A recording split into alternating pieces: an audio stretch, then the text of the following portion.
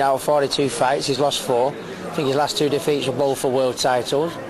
I don't think he's been stopped for about 10 years. Great record. Comes to fight, puts his punches together well, good body puncher. Very, very good all-rounder, really. And a lot of people have said, well, I've got 55,000 cheer me on. With that comes pressure, so sometimes when you come back from a knockout defeat, and you can ease your way back into action, but I don't think that's... I've never done anything easy in my career up to now, so I'm not going to start at this stage, I don't think. I thrive on pressure. I mean, my last 6 fights, my last 6 opponents, they've been massive fights, so I'm used to this. I'm used to pressure. Well, Craig Slater is at the Trafford Centre in Manchester for us, where the weigh-in will take place very shortly. Craig, how's Hatton's training camp gone for this fight then? Well, it's been okay, not without incident, I would add, though. I mean, there were some rumours right at the start of the camp that Ricky Hatton was about to part company with his long-term trainer, Billy Graham. It was thought after the Mayweather defeat he would want a change of trainer, maybe to change some style matters, maybe just freshen things up for the remainder of his career. But that proved totally unfounded, and Hatton's always poured scorn on that notion. But yeah, it has been a pretty good camp, albeit he had a virus a few weeks ago, which meant that he had to take a couple of days off training. But back down at light welterweight, which is his preferred weight, I think he's felt much happier working towards the 10-stone limit, which he'll have to meet at this weigh-in today, and really has been raring to go. We have the weigh-in here a little later on this afternoon. You can see just behind me the scales, they're already ready and in place, and 10 stone, the weight limit, 140 pounds that Ricky Hatton has to hit. He's coming back down from welterweight, of course, when he had that defeat in December against Floyd Mayweather, and still holds the IBO light welterweight title. He is still considered the world's #1 in that weight category, so I think he'll be comfortable and looking to put on an impressive display at Eastlands in front of 55,000 fans, remember, just to show that he is still the man at light welterweight. Well, alongside me is Jim Watt, the former world lightweight champion, of course witnessed that Hatton defeat out in Las Vegas in December. But looking at the weigh-in this afternoon, Jim, what do you like to see from a fighter as they come in here and step on the scales? Well, obviously you want to see good muscle definition, in good shape, which we know they will be, but the main thing, you want to see them looking healthy. I mean, these days with the weigh-ins the day before the fight, sometimes fighters can be encouraged to box in a weight division that's not really all that healthy. They drag their weight down too much because they have about 30 hours to put that weight back on again. But Ricky, this will be the 30th time Ricky has dragged his body down to 10 stone, and we know Ricky likes to blow up between fights, and sometimes there's a lot of weight to shift. But the main thing is he does it properly, and he always does it properly, always does it gradually. He's very experienced at making weight. His camp are very experienced at making weight. So Ricky, he'll be sharp, and he'll be healthy, and he'll be raring to go. How much stronger is he at light welterweight and up at welter?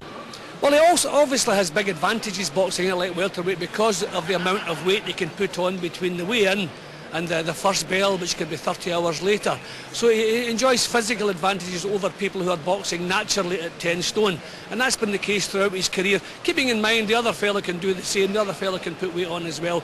But Ricky is a much better fighter at 10 stone. He's proved he's the best in the world. I mean, he's accepted as the best in the world. And I know his camp, I know Billy Graham in particular is much happier. He never wanted Ricky to move up to welterweight, and a couple of times he has moved up to welterweight. He struggled once and lost at the other one. What about these rumours of unrest in the camp? I know they've got Lee Beard, the young trainer who's come in and takes Ricky on the pads now. There were some rumours just after the Mayweather fight that he might split Billy Graham. Anything in that at all for your money? I don't really think so. I've been speaking with Billy, and Billy looks upon Ricky Hatton as a son. You know, Billy worries about Ricky all the time. But you're always going to get rumours, especially after a fighter loses an unbeaten record. But everything's going fine, everybody gets patted in the back. But this is what a camp's all about, and this is what human beings are all about. Coming back from a loss and doing it properly. But Billy hasn't been kicked to the side. They're introducing fresh ideas, and there's nothing wrong with that. But you don't abandon what's made you a success throughout your whole career. But Billy is still the main trainer. You also have to remember, Billy puts a lot into it in the gym.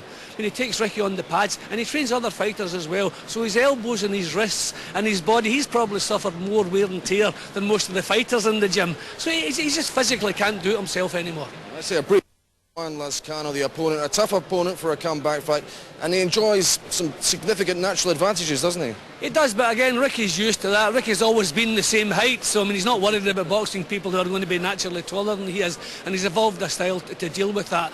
But I think that the good thing about this fight, but when you think since the Costa's U fight, Ricky has been in with some awkward customers, you know, Carlos Mausa, then Calazo, and then Urango. They were awkward, a couple of southpaws, guys who were very difficult to look good against.